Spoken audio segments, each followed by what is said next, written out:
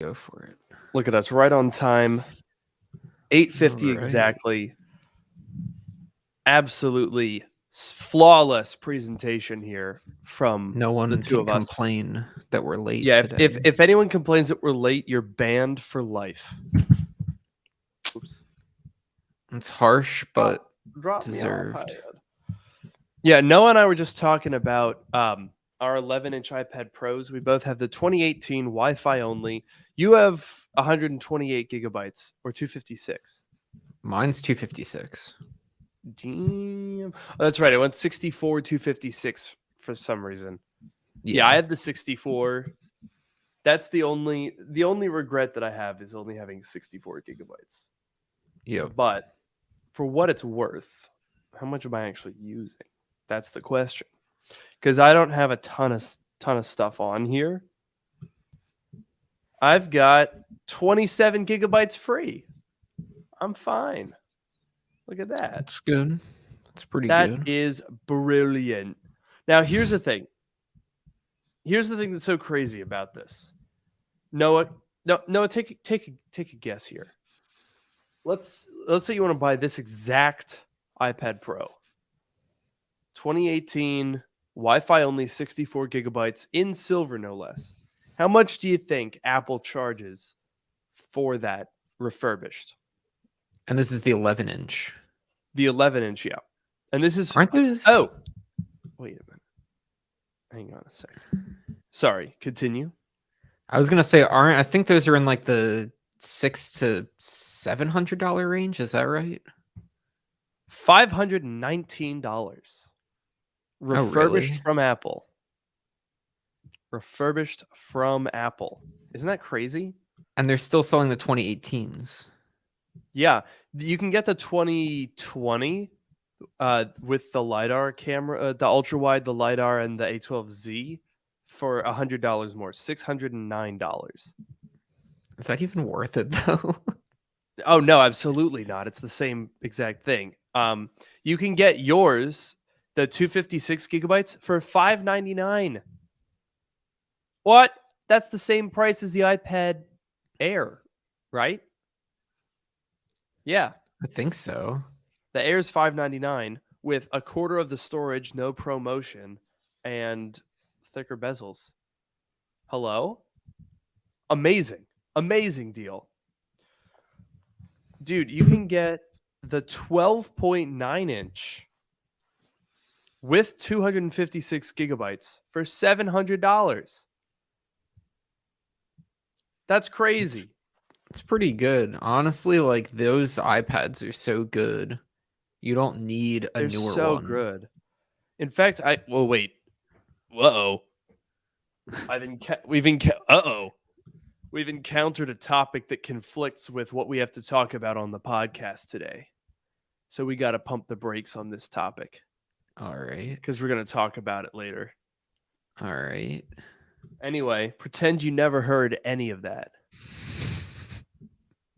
Okay, no, you don't actually have to pretend you don't know any of that, but you will be at a decided advantage when the actual podcast starts. Also, someone here has a 2015 MacBook. I deeply apologize. Actually, it's a 2015 MacBook. Oh, so it's got like an M4000 Pro in it. Exactly. That's pretty incredible. Now let me just pull up some articles here because as you might know, I'm not prepared. But there's some goodies that have been going on. We've got some goodies here. Oh, jeez. Yeah, we got some stuff to talk about today. All right. Don't you worry about a thing, my darling viewers. That's what we always call you. I don't know why you're saying that that's weird. That's a normal thing. You goofball. Is today December 5th? Yeah, it is. Has been 5 days of December. I don't know what's going on anymore. I lost track of time while I was sick. Absolutely, completely lost track of time. That's fair. It was, yeah, for those of you who might not have, I posted in the community tab, but our break from dark mode, because we had a couple of weeks where neither of us were going to be around, perfectly coincided with me being the most sick that I've been in about 5 years. So I'm starting to think that us taking a break from the podcast caused my illness. Interesting I think theory. that's the only solution. But yeah, I had strep throat, and that was not fun because I could not talk or eat. I lost like 8 pounds Damn. in like a week because I literally just couldn't eat. Not recommended if you're trying to lose weight. I would find other routes. But so then I was on antibiotics. I was like, heck yeah, let's go. It's working. And then it was like, psych, back to strep again, strep round 2. Like I almost got it. It was like 90% cleared. And then I ran out of antibiotics and then it got worse again. And I was like, so then I went in and now I'm on super mega antibiotics. And they are antibiotic. I will tell you that. Like, oh man. Those things, they're finding those biots and they're like, no, you're done. You're done. Sit down. It works. Oh man. So, but you're feeling better now. How would you say? Are you at 100%, 95%? Where are you right I'm now? up in the I'm in the high 90s.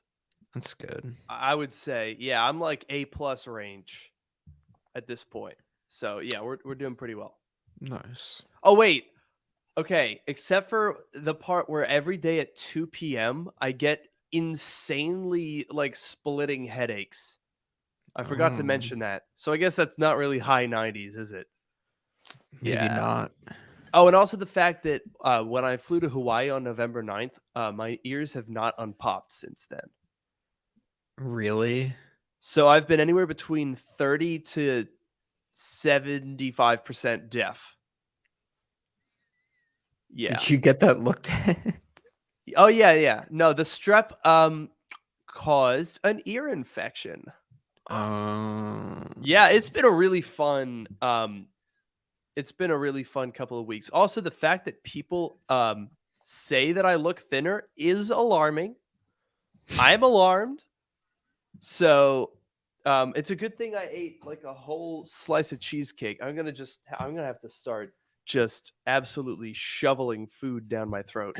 Yes, you got to make up for it. People are like, "Oh, did you see on Twitter this one person or no, it was a YouTube comment that I tweeted about. They said, and I quote, "You look like hell, period. Get better." Oh yeah, I did see that. I was like, "Nice. Thank you for your support. That means a lot to me." That's one way to say so it. supportive. I wanted to say one thing before we get started. I'm incredibly surprised about this. So people are saying that they noticed that you look thinner because of your face, but I also changed something about myself, and no one has noticed. No one has noticed. Do you notice? You didn't notice. I do. And well, you didn't say anything, but yeah, I didn't notice until you mentioned it, and then I looked at your face, and now I've noticed that your glasses are red. Yeah, I got new glasses like a couple days ago, and I went for the red ones because I thought it would be kind of fun, and nobody has noticed. No.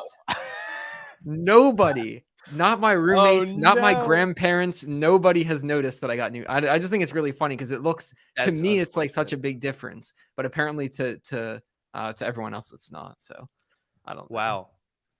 Yeah, you were out there thinking you were getting the red like racing stripe put on your car. Turns out you got red tire valve cover caps for where the air goes in the tire on your bike. Yep. That's what you accidentally bought.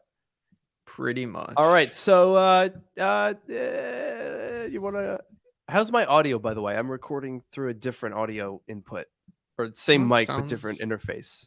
Is it good? Is it too loud? If I go like this, is it peaking? That's a bit loud at that point. All right. All right, we'll keep I it think you're chill. We'll good. keep You're it good out there. dark. Yeah, Yeah. yeah, yeah. We're Yeah. chilling. All right, shall we fire up the old uh podcast? Oh, let me get QuickTime open. Yeah, there you go. I'm already prepared. I got that open already. I'm out of it. See, I'm out of practice now. Oh, me too. All right, All you right. ready? All right, I'm recording. Welcome to Drk Mode, the podcast that brings you sage technology advice from two technology experts. And that's not just what we call ourselves, it's what our moms call us when we know how to do the intro after 3 weeks off. I'm your host, Luke Miani.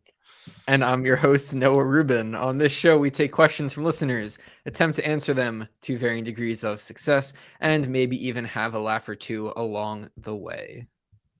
And we're off to a great start here with that intro that was super well executed. And yeah, we're back. Hello. It's been a while, but yeah, I mean, where have we been? What have we been up to? Well, I was visiting back home on the East Coast for 2 weeks. Heck yes. And I did Correct actually side ocean. Yes, the right. Yes. And I did see Luke, what was it, 2 times, I guess? Yeah. We watched Yeah. the Psych movies. Yeah. This is the part of the podcast. I feel like every podcast has a part where the hosts reveal their favorite show from childhood. You know how everyone does that. Oh yeah. But yeah, and you know what? I'm actually really curious. This is totally unrelated to technology, so I apologize. Did anyone watch the show Psych on USA Network? Ran for 8 seasons, and now they have 3 movies. That show is so freaking good. So leave a comment in the chat if you watched Psych. Fantastic show. Probably one of my favorite of all time. It is a good one. I know you definitely showed that to me. I got you into that one for sure because I watched that show since like 2009. Yeah, That's a good classic show. Wow, not a lot of love for Psych in the chat here yet. Maybe it's the stream delay. But anyway, we should probably talk about how. Well, I guess there hasn't really been any tech news since we've been gone, so we don't have a lot of catching up to do we? Not too much. I mean, I know. I don't know if we want to talk about the Apple repair program. I know you did a video about that. That's the first thing that I can think of. Oh yeah, we didn't talk about that because I've recorded that. I was recovering from strep, and I just happened to have enough voice to be able to squeak out that video barely. But yeah, so that I'm really curious about. I am skeptical for 1, excited for 2. What about you? Yeah, do we know when we're getting more information or like when the parts are actually going to be available, or are they just saying like eventually we're going to do it? They said early 2022 for the iPhone and then ambiguously later for the Mac, starting with M1. It's going to be a while. Yeah, they're not rushing to do it, but I'm very curious to see what parts they offer, what their like kits look like, and how the whole process goes. Like if they're gonna limit what parts you can get, like do you have to like put your iPhone serial number in to get a part, or can you like order whatever parts you want? There's like so many questions surrounding it that I'm really curious about, but I think it's definitely a step in the right direction. Yeah, and so the thing that I'm worried about, the thing that I'm in my live I'm so skeptical because here's the thing. So here's the problem that we're going to have is that Apple loves control. And this is giving up control. And so whenever Apple does that, they don't do it completely. So as much as I would love for there to be just like a big old repository where you can go through and buy all the parts, it's unlikely that that's going to happen. Nathan here in the chat says it seems like they won't just immediately give free reign, and Vicky is saying, how about adding a toolkit with the computer? This one is interesting, actually. This is an interesting point because on the subject of Apple not wanting to give up control, they also mentioned, if you recall, that you can that you'll be able to buy the tools as well.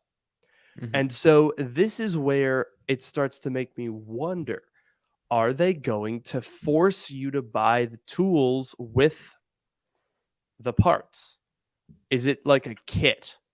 Is it a repair kit where they're going to give you this instruction booklet and very specific tools that will allow you to do that repair with no additional things? Or do you add the tools optionally? Like, because there's so many different things they could do, right? It's because, like, on the one hand, what I think you and most of the people watching would want is essentially an Apple Store page. Now, they said this would be third party, but essentially a web page where you can go through and just buy the parts you need. Oh, I need a fan. Boom. Oh, I need a logic board for 2017 with these specs. Check, check, check. Done. I mean, first of all, we know that it's not going to be anything Intel. So this is starting now and going forward, but not going backward. Right. The other thing is, I mean, we all come from various degrees of comfortableness working on a device. So let's take you and me, Noah, right? We're coming from different positions. If you, let's say hypothetically, in both cases, we got our beautiful, shiny new M1 Max MacBook Pros, and we're like, oh, heck, I like this thing so much. It's great. And then, I spilled a whole carton of OJ right in there. Beans. I toasted the logic board. It's absolutely fried. Now, in that scenario, we're both faced with the same dilemma of a toasted logic board. What are you going to do? What's your level of comfortableness in terms of getting your computer repaired within your comfort zone and within a reasonable amount of money? That's a good question because obviously I'm not I don't have as much experience with Apple or like computer like building and all that kind of stuff as you do. And the only experience that I have, I guess, is with my old 2011 MacBook Pro, and that was with you. So to be honest, I would probably significantly easier to work on. Well, that is also true. I would probably just like make you fix it for me, to be honest.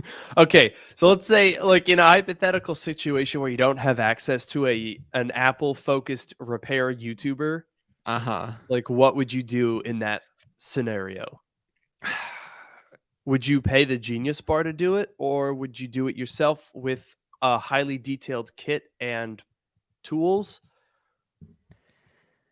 If I had a highly detailed instruction manual, like an iFixit, like their things are good. They have pictures for everything. They have, all the diagrams and whatever. So if I had that, or, obviously the Apple equivalent of that, and I had the tools, I might be willing to try it, but it depends on the price, because if it's not that much more to get the Genius Bar to fix it, I would obviously trust them infinitely more than I would trust myself. So it's hard to say. I think the price actually would.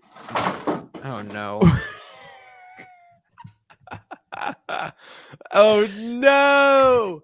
Yeah, the wall panels are a continuing pain point for Noah here.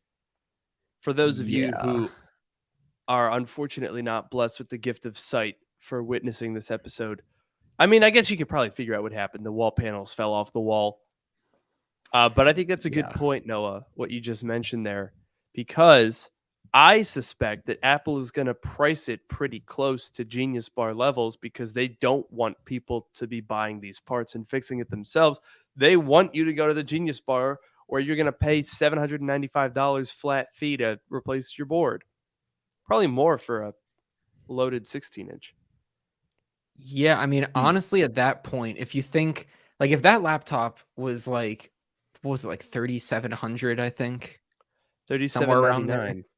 And if it's gonna 38.99. yeah, so like if Yeah. you're like up at that level and it's gonna cost, under $1,000, let's say under $1,000 to replace it. Because if it's, maybe 795, maybe it's a bit I more don't because it's even the know fully what it loaded one. is.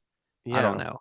But if it's gonna cost under $1,000 and you take that like relative to the cost of the computer, like it's obviously, I'm not saying it's not a significant amount of money, but like relative to the cost of the computer, it's a lot True. cheaper than buying a new one is my point basically. That's And true. then at that point, So in terms of tools, one suggestion here from Twitch chat that I think is actually pretty good is they could possibly ask you if you want the tools. After that, they can offer to let you buy them or loan them and then mail them back with the broken part.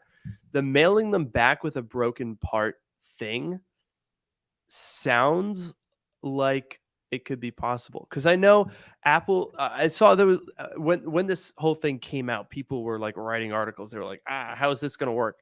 And there was a Twitter thread by an Apple service provider that was like the tools required from Apple as a like licensed service provider. If you want to offer that, you have to buy for like iPhone repairs. It's usually about $2,000 worth in tools. Now, obviously, wow. Apple's not going to make you pay $2,000 for the tools to replace your iPhone screen one time, right? That's absurd. They're not going to do that. As much as people love to say, "Oh, Tim Cook loves money," they're going to make you pay $2,000 to repair the screen of your $600 phone. Like, no, they're not going to do that. Will they send it to you and have you send it back? Honestly, not a bad idea. If it's a really effective tool, that seems reasonable to me. I also think it's possible that the reason it's taking a while to roll out is because they are developing specific, like, single use or simple to produce tools to facilitate repairs that are like specially made for the repair that you'd be doing. But personally, I just want a gosh dang website where I can go and click add to cart on these parts. That's what I want. But it's not going to happen. It's not going to Yeah, happen. I don't. Geez, I have so many questions. Like, okay, if these tools exist, like, let's say obviously Apple makes them and they give them to Genius bars and Apple authorized service providers and all that. But I wonder if these tools were more generally available, if that would like help with all of the like the fake parts, or not the fake parts, but like the third parties that are Oh, yeah. manufacturing these parts, and like all of the like the fake screens and all of that stuff. Like if these tools exist and they're easier to get to, like obviously Apple doesn't want to feed that market. So then how do you deal with, the getting it and sending it back thing works, but like what if you don't send it back? How much are they going to charge you? Is it worth it to some people? Is this going to make like their third party problem even worse? Because if the prices for the parts are really high, then it could People still might be turn to worth it for third some parties. people. Yeah, exactly. And yeah, I mean, as much as like I don't like the idea that third party modifications are completely locked out, but I do kind of understand why, because I had a friend who got really big time screwed over, and she only just barely kind of made it out without grave personal cost. So the issue started. She had like her screen was fully intact, but it cracked under the glass overnight. Like, plugged in phone, put on bedside table, sleep, wake, screen is cracked, but the glass Weird. is not. How in the world do you just spontaneously have cracked glass? Cracked Battery. OLED, not battery. Battery was fine. Now, I did some investigation, and within 0.02 seconds, I was like, this is not an Apple display, because it was not an OLED panel. Oh, well, Like, then that would we were in a explain. dark classroom, And she was like, "Can you figure this out?" And as soon as I saw that screen come on in a dark room with all this light bleed, I was like, "You got scammed. You got big time scammed." And the problem is that voids your warranty, but you don't know because you're the victim. Somebody has preyed upon you because apparently she had been on vacation and the screen had been like just absolutely shattered. So they had to take it and get it fixed right away. And they just used a fake screen. So I did all the investigative work. I was like, this display does not support True Tone. This display is not like behaving as usual. It looked really like the substrate of the surface was like super warped and wobbly. It was not a high quality part. Hence why it just spontaneously shattered. What was funny about that, and she was out of warranty, by the way. So I was like, damn, you're gonna be faced with an out of warranty repair for your screen because somebody screwed you over. That sucks. She took it to the Apple store. They did not notice that it was a fake screen. Really? Yeah, it took me 1 second to notice. They didn't notice it. They said, "Whoops, our bad. Let's replace this." And so she got it fixed for free with a legit screen. So that one Nice. was a skin to the teeth scenario, but a lot of people aren't that lucky. You can get screwed over, but at the end of the day, it's your warranty that's on the line. So having the option to buy genuine parts rather than take the risk is absolutely a good idea. I mean, especially with, I think the biggest thing is with batteries, to be honest, batteries Yeah. and chargers and stuff. Because if you buy fake batteries, those can be bad. Those can be really bad. I know a lot of people that run older unibody MacBook Pros that have fake batteries and they charge them with fake chargers. I'm like, I hope you don't have anything important on there because you're gonna toast that thing any day now. And they do. That's how a lot of old MacBooks meet their fate is when people are like, it's 10 years old. I'm not going to buy a real charger. I'll just buy a fake one. Boom, zap, you're done. So yeah. I don't trust those fake chargers. But let me ask you this, because I Yeah. have a feeling that your A friend, query. yes, your friend who went through this whole thing is probably not the kind of person who would buy a screen from Apple and do the repair herself. Would I be right in saying that? You would be right in saying that. So I mean, yeah, it's not going to fix everything. I'm just There's wondering no, because I mean, like I guess the thing is there's no one, I mean, yeah, it's a problem that Apple has. It's a problem that a lot of manufacturers have, but you can't, there's no one thing that's going to fix it, you know? no, I definitely agree. I just wonder, like, when Apple makes these things available, is it going to make the matters? Is it going to make things worse because now all of these third parties are going to have better tools to like do their fake repairs, or maybe it'll make things better because they're going to have to compete more because like now maybe there's more options, so they have to like I'm just kind of curious to see Yeah, how interesting. which way it goes. We've got some other news to talk about here.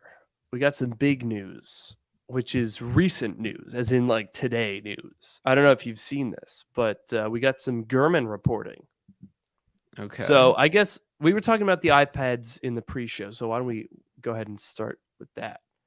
So apparently, our beloved iPad Pro, the glorious, the wonderful iPad Pro, the design that launched in 2018, and I would argue is one of the most influential and one of the best Apple designs of all time.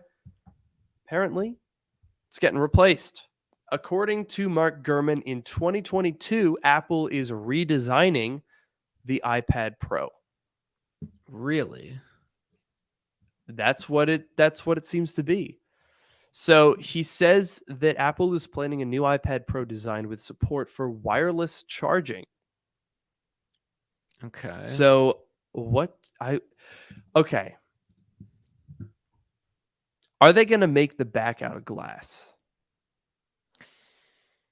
Well, there's gotta be some glass somewhere, right? like in order for the wireless well, charging to work. So to my knowledge, there is one phone. Wait, I have it.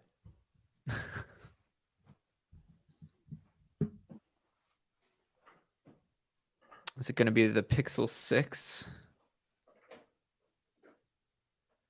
That's my guess. You're one off. It's actually the Pixel 5. Oh, what is that, Right here. plastic? Nope, metal. What kind and of it metal? wirelessly charges. Yeah, it's real thin right around here. But it's a metal phone and it charges. I think it's aluminum. I could be wrong. But yeah, this is, to my knowledge, one of the only wireless charging metal-backed phones. But I don't necessarily know if that's going to work on the iPad. So, okay, wait. Picture this.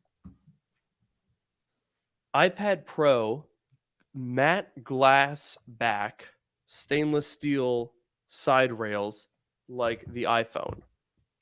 Thoughts? I love the feeling of the back of the iPhone, like Right? the It's matte so glass or good. whatever, and the color, Yeah. like and the color, like that would be pretty nice on an iPad. Dude, I would probably go for a Sierra Blue 11-inch iPad Pro. Oh, That would be a lot of Sierra gorgeous. Blue. But as Twitch chat pointed out, the risk of the glass breaking. Yeah. It's a large surface. It's a lot. That would be a lot of glass. You have glass front and back. Yeah, that is true. But the thing is, though, I mean, I feel like, how many people drop iPads? Is that a thing that I mean, okay, it's probably dumb. It's probably a dumb statement, but I don't know. I feel like, okay, wait, here's another thing. Wouldn't it be way heavier? Adds a lot of weight, people are saying.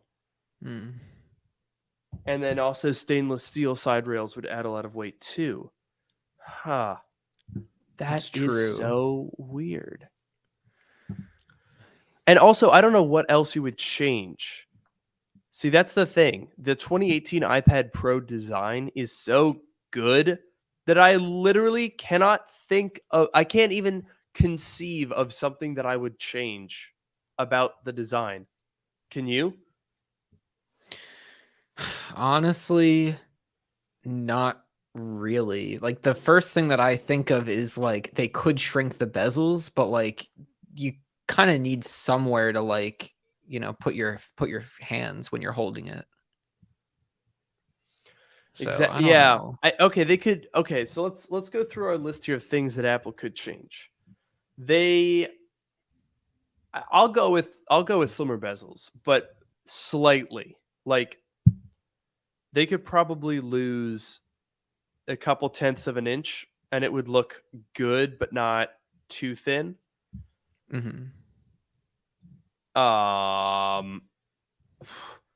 I don't think they need to make the device thinner. I think it's literally perfect. Like this is the perfect thickness. The cameras, I guess they could remove a camera bump, but that's really minor. That I got nothing else. This is a perfect design. Yeah, I have it no notes. really. I can't. But beyond what you said, I really can't think of anything else. I don't have any complaints. Right, and that's the thing. I think that's what they've been honestly worried about. I mean, if I were Apple, I'd be really worried right now. It's okay. You know what? Okay, this is a weird analogy, but I'm going to go ahead and make this.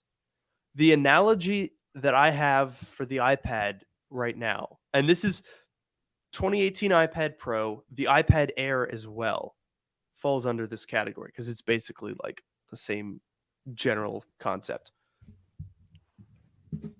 It's so good that nobody really needs to upgrade. And the analogy for this is actually the Ford Model T, because by the mid 1920s, almost anyone who could afford a car had one, a Ford Model T. And they were all exactly the same. A Ford Model T from 1912 and from 1924 are more or less identical. They accomplish the same goal. They look more or less the same. And they're the same color. The famous Henry Ford quote was, "You can have any color you want as long as it's black." Yep. And that's just the way that it was for about 10 years. And then all of a sudden, sales start to drop. Why is that? Well, who needs a new one? Unless yours breaks, runs away, or is destroyed by fire, there is no need to buy a new one that's the same as the one that you already have. It was an appliance. It was like a stove. People don't upgrade their stove very often. And so so that's what spawned sort of the design cycle, the model year, changing the exterior of the car without changing the underpinnings, and giving us basically the car market as we know it today, love it or hate it.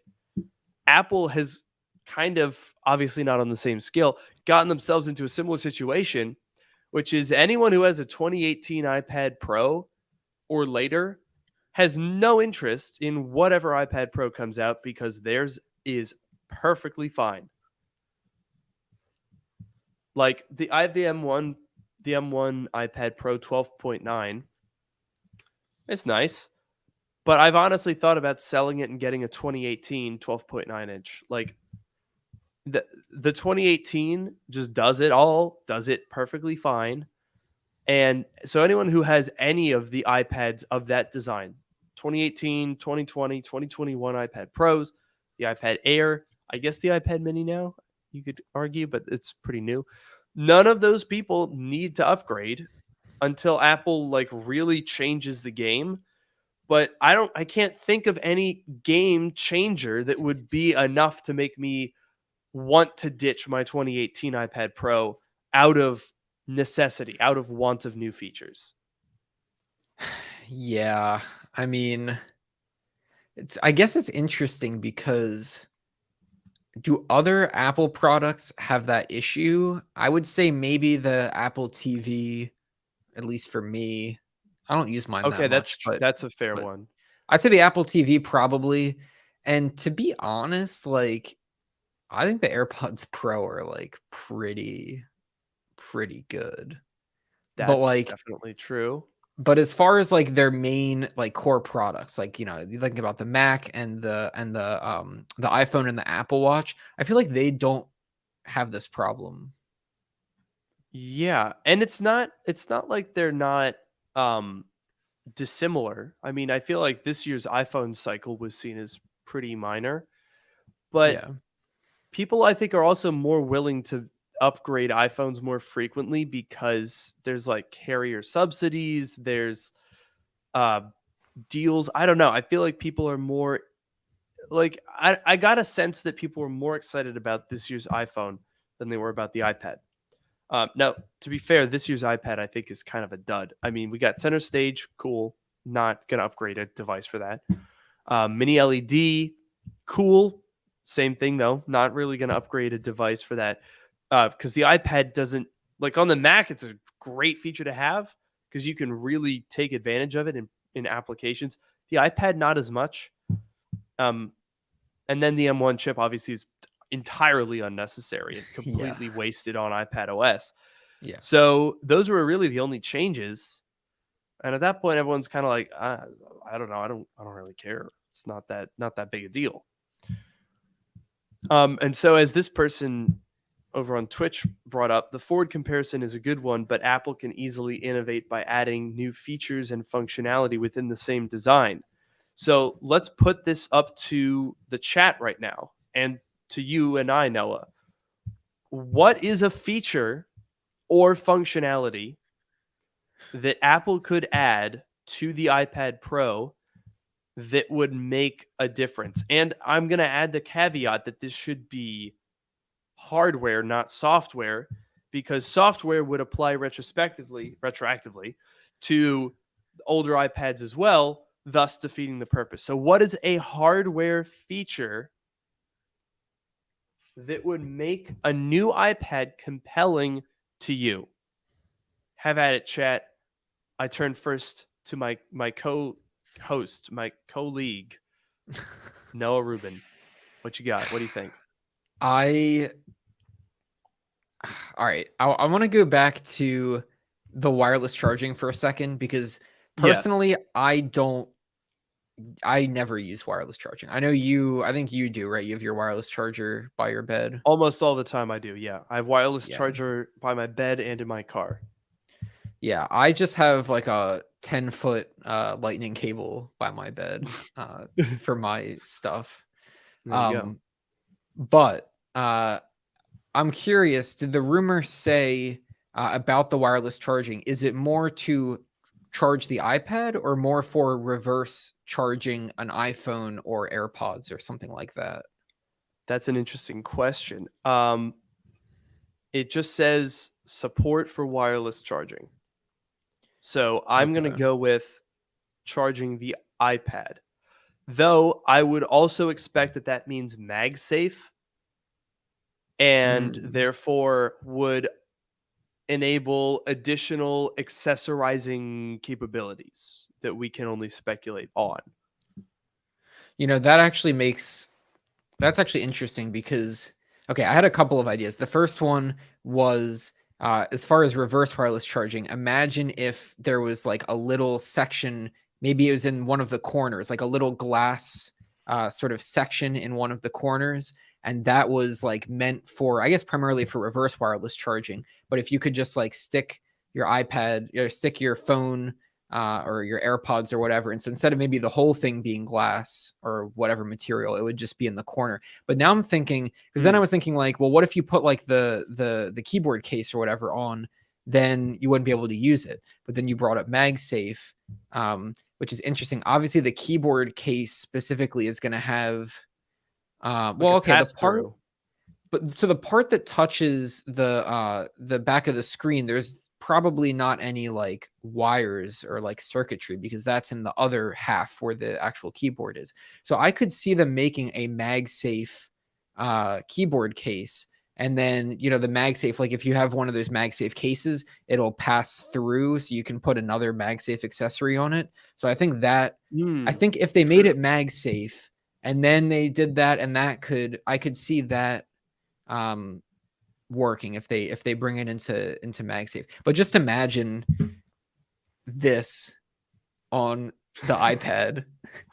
Oh no, that would be really funny. That would be hilarious, actually.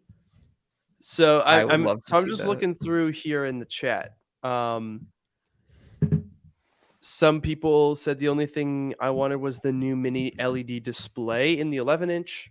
That's true. That I think would fall under an icing feature where it's nice, but I personally wouldn't upgrade because of it. Multiple high bandwidth ports. That one would be nice to have two USB-C ports. I think that would be nice. Yeah. But I probably, again, wouldn't upgrade because of that. Thinner bezels like we talked about. Someone said expandable storage via an SD card. Apple wouldn't do that. Someone said I stopped owning an iPad in 2009. I assume that's a joke because obvious reasons. MagSafe. So here's from Matt Talks Tech. MagSafe at a higher wattage, like we have with the new MacBook Pro, as the battery is large. So perhaps a fast charging over MagSafe feature. That could be nice. I could also maybe, the more I think about it being MagSafe, the more I think Apple could probably find a way to have that through a metal back. I don't know. I'm skeptical of a glass back. Although I guess if they're redesigning it, maybe.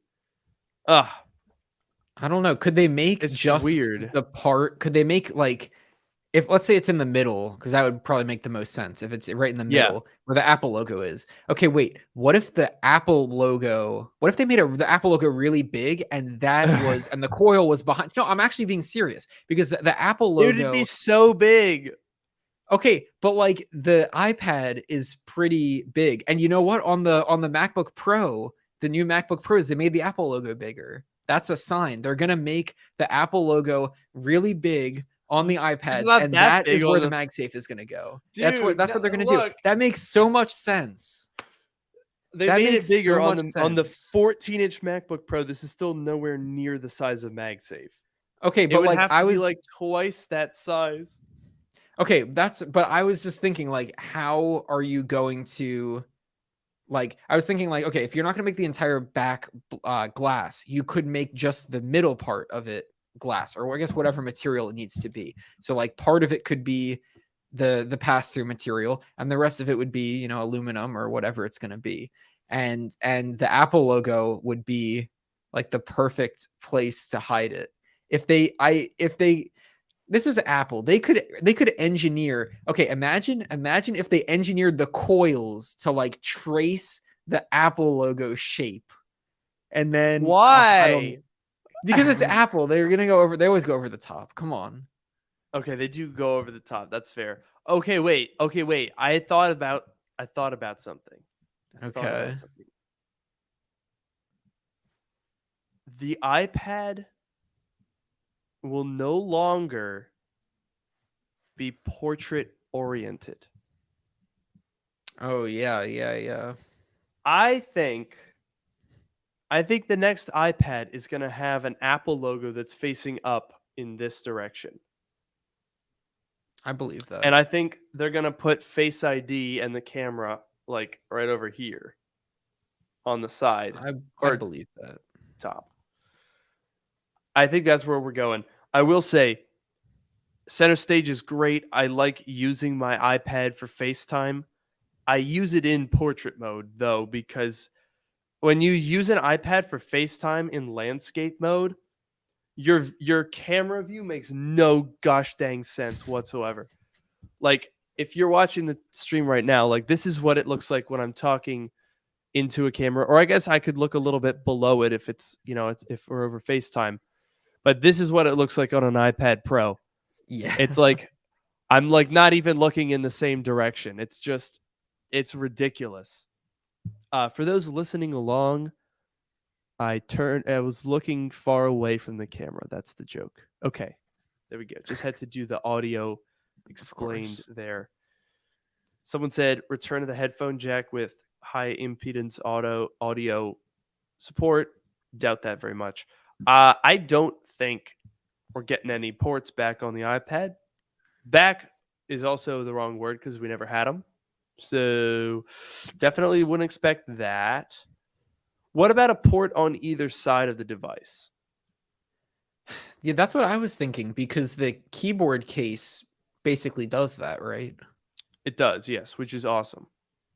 Yeah, I really like for my MacBook Pro, so here's the thing. With the MacBook Pro, I like being able to charge it from either side, because if I'm sitting, depending on where the charger is relative to where I'm sitting, it makes a difference. For the iPad, you can just, flip it around and it's basically all the same. But I do still think that it would be nice. I've never wanted to have I've never needed a second port on the iPad, because the only thing I ever plug into it is the charger. Yeah. But there are some people who would definitely benefit from a second port. And if they did do the second port, I think that they should put it on the other side. Yeah, I think that would make a lot of sense. I think it really would. Here's the only problem, though. I don't think any of these features that we've talked about would make me want to upgrade. So let's give up and stop talking about the iPad for now, because it's been a little while. I want to move on, because Mark Gurman didn't just talk about that. Mm-hmm.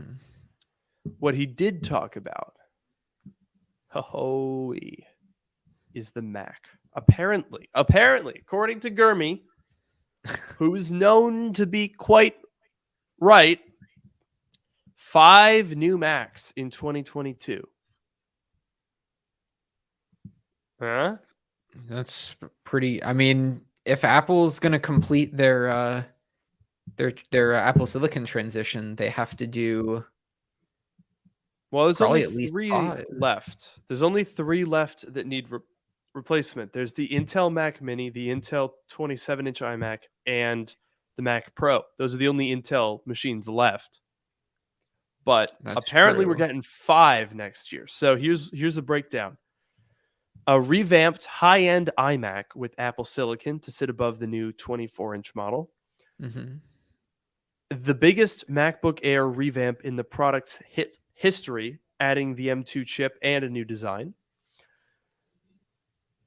And then new versions of the Mac Mini with presumably the M1 Pro and M1 Max, and a replacement for the entry-level M1 MacBook Pro. And then finally, 5th, a revamped Mac Pro with Apple Silicon. German is saying that's a 2022 thing, and oh my God, I'm excited for that. Think about that, Noah. A year from now, I could be making a video on the most powerful computer that I have ever laid my hands on. And probably will lay my hands on for some time. Yeah. Because there was... okay, wait. Let me see if I can find this and pull this up here. Oh, man, how am I going to find this? Oh, God. Apparently, somebody took apart one of these new MacBooks and got their hands on the actual chip itself. And there is an extra piece on the chip. On the M1 chip or the M2 chip? Yeah. There's an extra piece attached, like, on the die that they essentially cropped out of the actual thing. Huh. You mean like there's a physical piece of the die that they cropped out in the photos, which here I can Vadim from Max Tech did this little screenshot. I was trying to find the initial one. I think I can put this over in Chrome and share that for you guys to show you what I'm talking about if you're watching with us. Aha, I think I can. Brilliant. Share screen. Chrome tab. Here we go. Look at this. Look at that. So this is on the M1 Max chip. You can see we've got those 4 big tiles in the middle. I am fairly sure are the graphics. And so like right down the middle there is where I think it would cut off for the M1 Pro, which is the smaller die. But on the M1 Max, look at that interesting shape over there. Now this links into the video that I made this past week, where I basically talked about some technologies that are coming out in the next couple of years that would potentially allow Apple to scale their silicon more effectively and to greater heights. Chat here got it right. TSMC 3D Fabric is the name of the... it's actually a family of technologies. It's not one thing. But basically what it comes down to is a bunch of different ways of manufacturing a chip that would allow Apple to make chips essentially modular. So the way the M1 and the M1 Pro and the M1 Max work is it's a single piece of silicon. So if you think about that in terms of manufacturing, what it means is the larger your chip is, statistically, the less of it is actually going to be usable. So let me pull up a screenshot. Aha, perfect. Okay, good. That's a PNG. Just how I like them. Let's pull up another screen share here. A diagram of essentially the problem that comes with making dies bigger. So the larger you make your die, as you would for like a 40 core processor, is when you have inevitable defects, there is a greater percentage of your dies that get ruined. So when you look at these tiny ones on the right of this image, we have a 10 millimeter by 10 millimeter die. So on a normal sized silicon wafer, that gives you 658 dies. And with average yields, you get 94% usable ones. That's great. That's the kind of yields that you look for with the M1 chip, or more specifically with the iPhone chip. That's why iPhone chips are so cheap to make. They're tiny. It costs like $12 to make an iPhone chip. Then when you get a little bit larger here, like an M1 Pro or an M1 Max, your yield drops to 75% because you can only fit 136 dies on a wafer. And so that means that you're getting a lower percentage and a lower number. You have essentially 1/6 of the dies and less of them are usable. And then when you get an absolutely massive chunker, like if you wanted to make a Mac Pro chip on a single die, you can only fit 28 dies on a wafer, which means you're not effectively using the surface area of the wafer, and you're only getting 35% yield. So how do you get around that? Well, TSMC says you get around that by making your chip in pieces and combining those pieces. It's essentially what AMD does with their chiplets. You can just have little tiny pieces and then you connect them on a substrate and there you go. You get yourself an SoC. Now AMD doesn't do that as much. They're not really SoCs. They're CPUs or APUs. But for Apple, it would be an SoC in a chiplet form factor, which is not something that currently exists. And another way that you could do that, one of the other things that I think is actually quite interesting, is stacking. So TSMC is working on technology that would let you layer silicon on top of each other. Isn't that crazy? That is pretty cool. And they have, like, I mean, obviously everything has to be specifically designed for it, but you would design your chips with a bump map that would allow you to vertically stack. I think they had like a diagram that had a 12-layer chip. That would be crazy, right? That is really cool. And that makes like so much sense for the bigger, you know, the Mac Pro basically, where it's like you said, you know, it's not the M1 Extreme, it's like 2 M1 Pros or 4 M1 Pros or whatever. Like it makes a lot of sense. The fact that Apple didn't use a letter as a suffix immediately told me, okay, they're going to do a multi-die situation.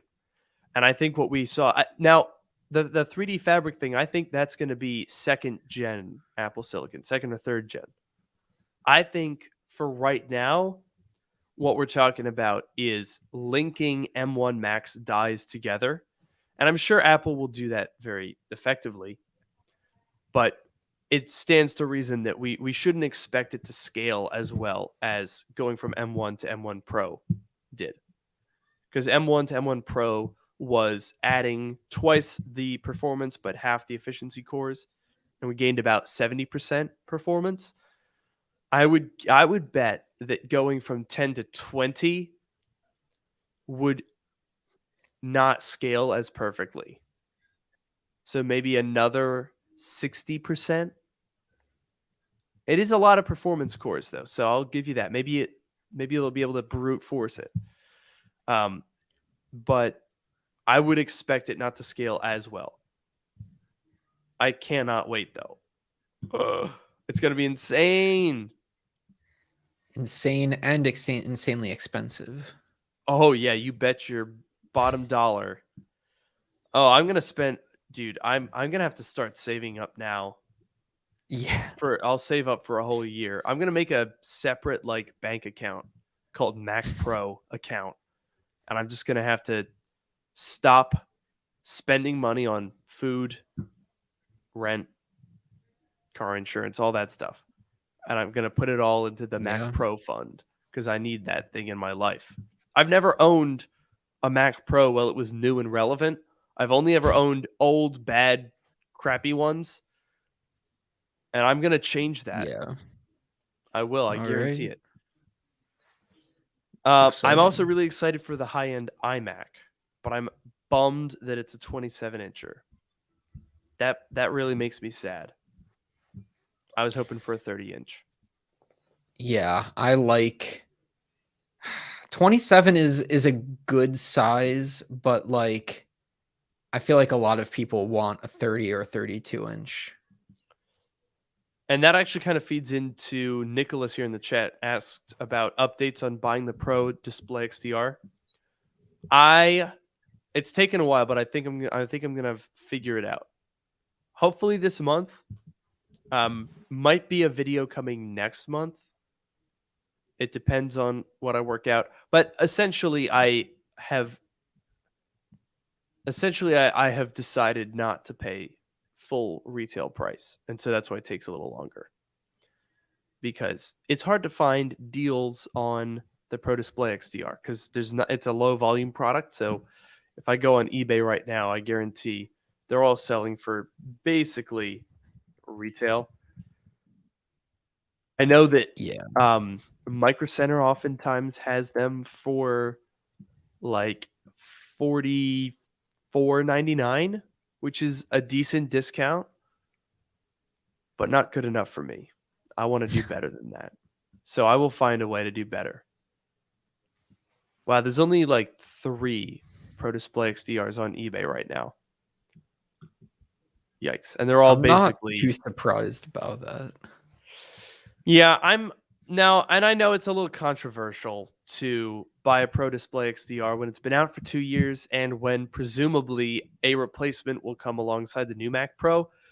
But here's the thing. Pro hardware, Apple's Pro stuff holds its value really well. My iMac Pro I've had for 2 years now, and it's worth more than what I paid for it.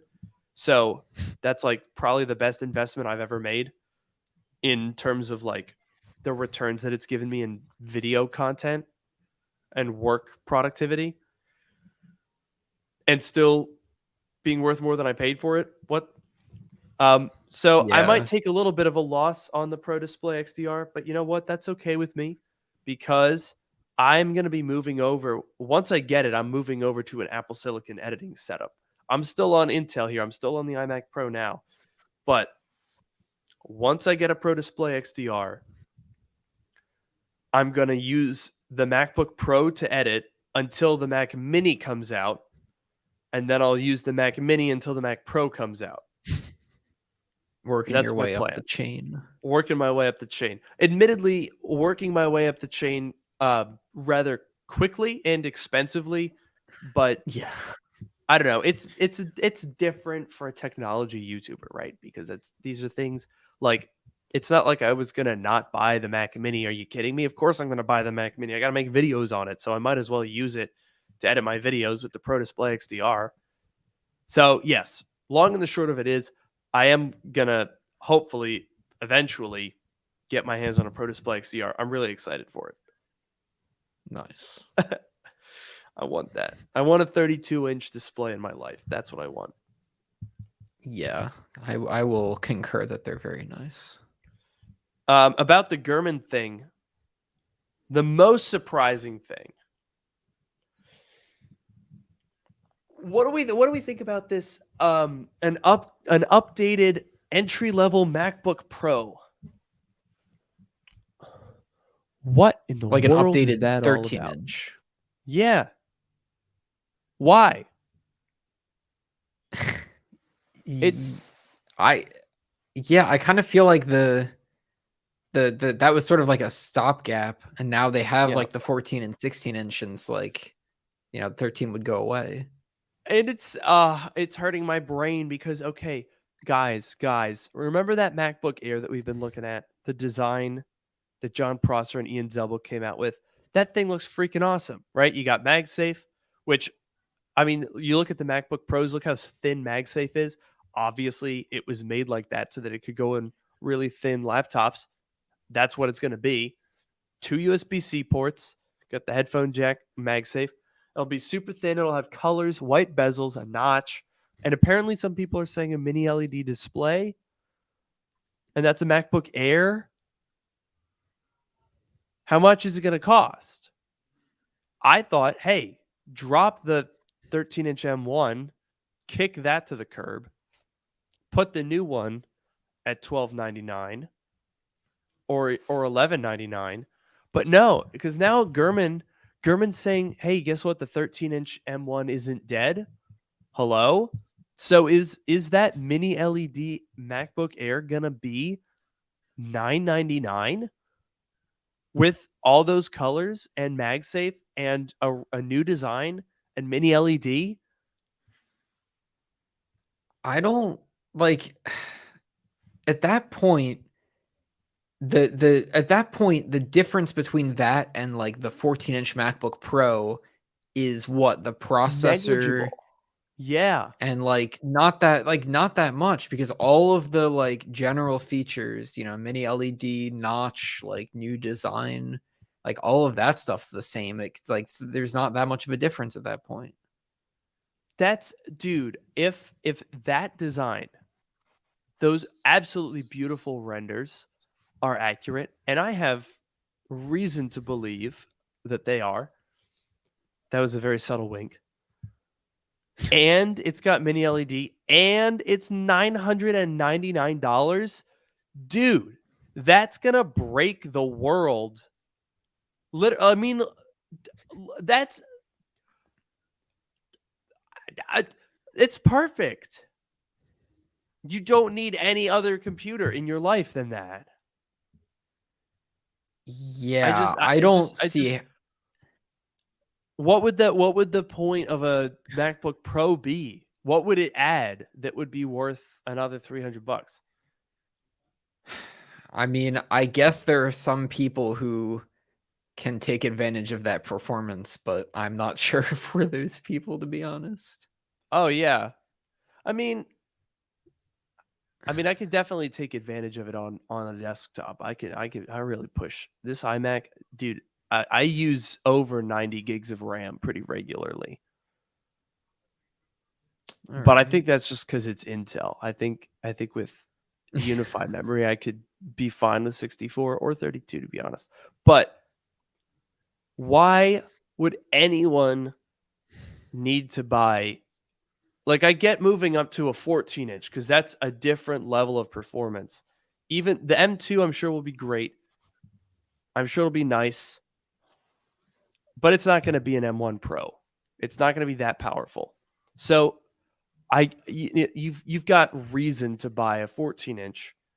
But for most people, even more people than now, a MacBook Air that looks like that, even if it doesn't have mini LED, right? Like, it could just fully not have that and still would be the best value in the entire planet.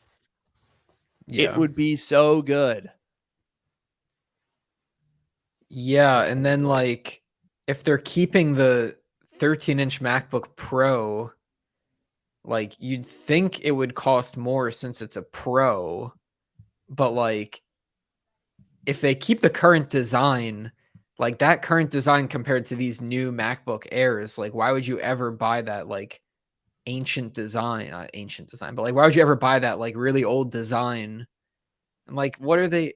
I don't understand that. I don't understand how they could keep the 13-inch unless they like redesign it to look like the 14-inch and they're like, here's, the same new design, but maybe it still is an M1 and not an M1 Pro. But like, why would they do that? That doesn't make any sense. Yeah, no, it's weird. I guess they could put, dude, but everyone that's talking about this MacBook Air says it's an M2. Now, okay, so here's something else that could be possible. they could repeat what they did in 2018, which is essentially keep the M1 at $999 and introduce the new one at $1199. But the problem is now Gurman is saying that there's a MacBook Pro at $1299. So then they'd have the M1 old design MacBook Air at $999, the M2 new design MacBook Air at $1199, and then I guess a slightly thicker version of that with maybe less colors and maybe ProMotion for $1299. That seems like a mess. Yeah. I mean, I kind of thought that they were going to drop everything and just have one laptop in the lower segment. Call it a day. I guess too makes sense because maybe a lot more people are shopping down in the low $1,000 range versus 2,000 plus, and so having two different options gives you some options. But I really don't see Apple launching two near identical laptops with the same chip and the same design, but one is a little thicker and has a fan, and it's $100 apart. That makes no sense to me. I don't think that's going to happen. Yeah, I mean, I if they think did if we're getting both, then the MacBook Air's got to be $1,000. yeah, like if they kept the current MacBook Air at $999 and then they had this new MacBook Air, or they could call it the MacBook or whatever it's going to be.